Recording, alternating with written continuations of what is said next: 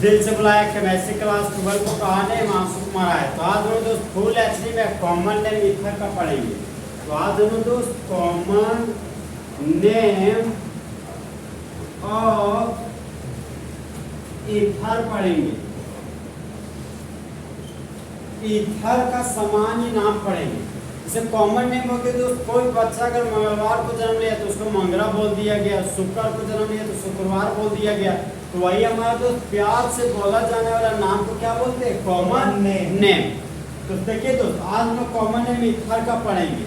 तो पहले एग्जाम्पल है हमारा, ये हो गया हमारा divalent oxygen atom. Divalent oxygen atom को क्या बोलते हैं? ईथर। तो एक खाली बॉन्ड में CH3 ग्रुप लगा हुआ है और दूसरा खाली बॉन्ड में भी CH3 ग्रुप लगा हुआ है। तो एक कार्बन के लिए रूट वर्ड मी, यहाँ पर लिख दिए मी, और खाली बॉन्ड के लिए YL, यहाँ पर लिख दिए YL। तो एक मिथाइल दो मिथाइल हो गया, यहाँ पर लिख देंगे डाई मिथाइल।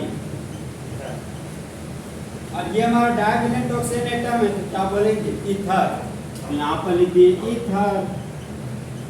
तो जिस तरह बॉयज और गर्ल्स के बीच थोड़ा सा गैप होता है, उसी तरह डाइमिथाइल और ईथर के बीच थोड़ा सा गैप देंगे।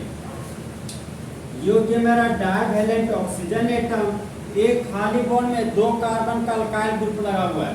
तो दो कार्बन के अल्काइल को क्या बोलते थे? इथाइल। और उसका फॉर्मूला था CH2 CH3 CH2 CH3। तो दो कार्बन के लिए रूट वर्ड ईथ,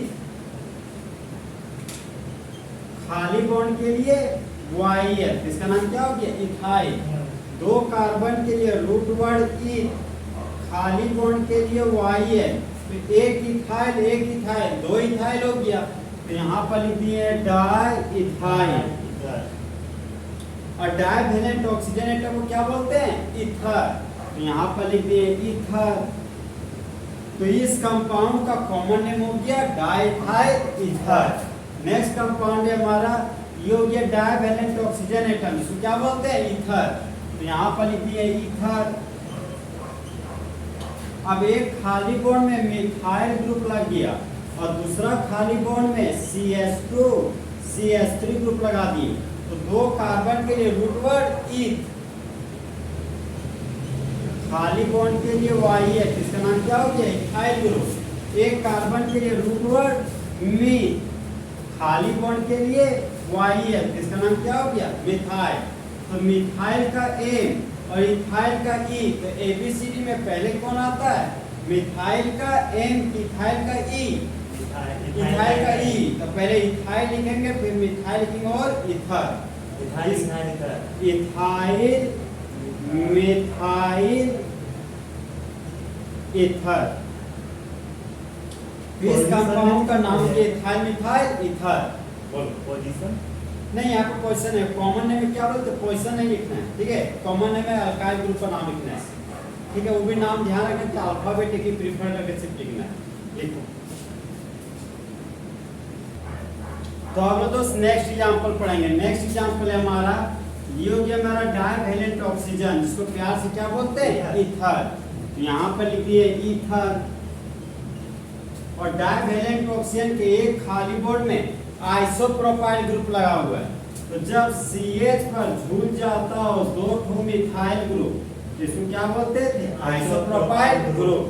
लेफ्ट साइड में भी आइसोप्रोपाइल ग्रुप लगा हुआ, मतलब CH पर कितना मिथाइल ग्रुप जुड़ा हुआ है? दो ठो। तो देखो ना, जो ब्रांच चेन में वही मेन चेन में दोनों का दोनों सेम है। सेम के लिए क्या लिखते थे? आइसो। तीन कार्बन के लिए रूट वर्ड प्रो, यहाँ पर लिख दिए प्रो। और खाली बॉन्ड के लिए YL, इसका नाम क्या हो गया? आइसोप्रोपाइल। और ये भी हो गया आइसोप्रोपाइल। तो कितना आइसोप्रोपाइल है? दो। तो क्या लिखेंगे? Di isopropyl ether. इस कंपाउंड का नाम हो गया डाई आइसो प्रोपाइल ईथर।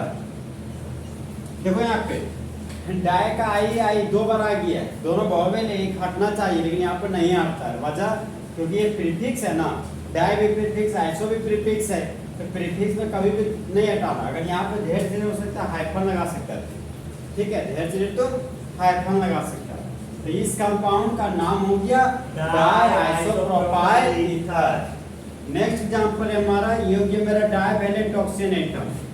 एक खाली बॉन्ड में कार्बन है, कार्बन पर 3 ठो मिथाइल ग्रुप जुड़ा हुआ है। कितना मिथाइल ग्रुप जुड़ा हुआ है? 3।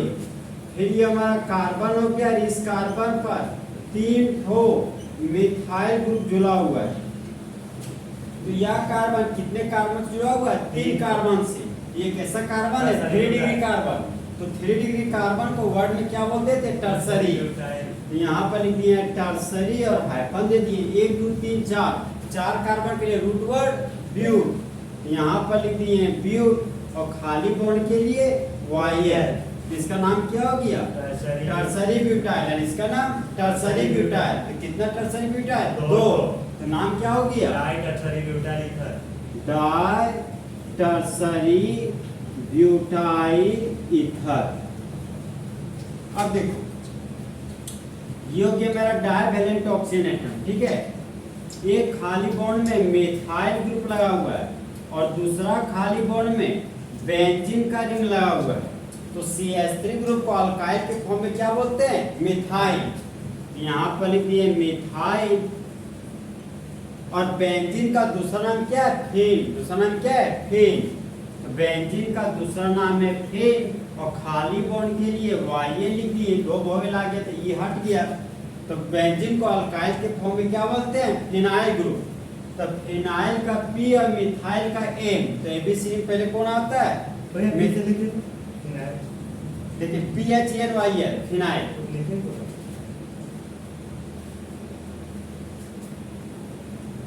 तो ये फिनाइल है, ये मिथाइल है। तो एबीसी में पहले कौन आता है? मिथाइल का M, फिर फिनाइल का P। तो नाम हो गया मिथाइल फिनाइल ईथर। यहाँ पर लिख दिए मिथाइल फिनाइल ईथर। देखो तो अब दोस्त नेक्स्ट एग्जांपल पढ़ेंगे। तो ये हो गया मेरा divalent oxygen atom. Right side में CH2 और CH3 लगा हुआ है। तो 2 कार्बन के लिए रूट वर्ड क्या हो गया? ईथ। तो यहाँ पर लिख दिए ईथ। खाली बॉन्ड के लिए वाई। तो 2 कार्बन के अल्काइल को क्या बोलते हैं? इथाइल। और यहाँ पर बेंजीन का रिंग लगा हुआ है। तो बेंजीन के रिंग को एराइल के फॉर्म में क्या बोलते हैं? फिनाइल। तो यहाँ पर लिख दिए फिनाइल। फिनाइल का P, इथाइल का E। पहले कौन? E। तो नाम हो गया इथाइल फिनाइल ईथर। इसका कॉमन नेम हो गया इथाइल फिनाइल ईथर। अब देखिए नेक्स्ट एग्जांपल। ये हो गया मेरा डाइवैलेंट ऑक्सीजन एटम। यहाँ पर लगा हुआ है CH2 और CH2 पर लगा हुआ है बेंजीन का रिंग। और देखो यहाँ पे बेंजीन से जुड़ा हुआ कार्बन बेंजाइलिक कार्बन। और बेंजाइलिक कार्बन के पास 2 हाइड्रोजन है। तो कौन सा ग्रुप है? Benzyl group. तो यहाँ पर लिख दिए बेंजाइल। और यहाँ पर लगा हुआ है बेंजीन का रिंग। तो बेंजीन के रिंग को कॉमन नेम में क्या बोलते हैं? फिनाइल। तो यहाँ पर लिख दिए फिनाइल। अब बेंजाइल का B और फिनाइल का P। तो ABCD पहले कौन? बेंजाइल का B। तो नाम क्या हो गया? Benzyl phenyl ether. इसका कॉमन नेम हो गया बेंजाइल फिनाइल ईथर। अब देखो, ये हो गया मेरा डाइवैलेंट ऑक्सीजन एटम। एक खाली बॉन्ड में साइक्लिक चेन लगा हुआ है और दूसरा खाली बॉन्ड में भी साइक्लिक चेन लगा हुआ है। तो क्लोज चेन के लिए क्या लिखते थे? साइक्लो। यहाँ पर लिख दिए साइक्लो। अब देखो, 1 कार्बन 2 कार्बन 3 कार्बन। 3 कार्बन के लिए रूट वर्ड प्रोप। प्रोप लिख दिए। इस खाली बॉन्ड के लिए वाई है। तो 1 साइक्लोप्रोपाइल 1 साइक्लोप्रोपाइल 2 साइक्लोप्रोपाइल। और ये हमारा ईथर हो गया। तो इसका कॉमन नेम क्या हो गया? Di cyclopropyl ether. यहाँ पर लिख दिए डाई साइक्लोप्रोपाइल ईथर। देखो तो अब दोस्त नेक्स्ट एग्जांपल पढ़ेंगे। ये हो गया मेरा डाइवैलेंट ऑक्सीजन, जिसको प्यार से क्या बोलते हैं, ईथर। तो यहाँ पर एक खाली बॉन्ड में 6 कार्बन का साइक्लिक चेन लगा हुआ है।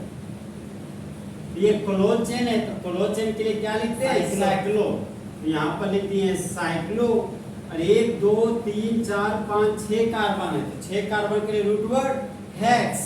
तो यहाँ पर लिख दिए हेक्स। खाली बॉन्ड के लिए YL, इस ग्रुप का नाम हो गया साइक्लोहेक्साइड। अब दूसरा खाली बॉन्ड में भी साइक्लिक चेन है,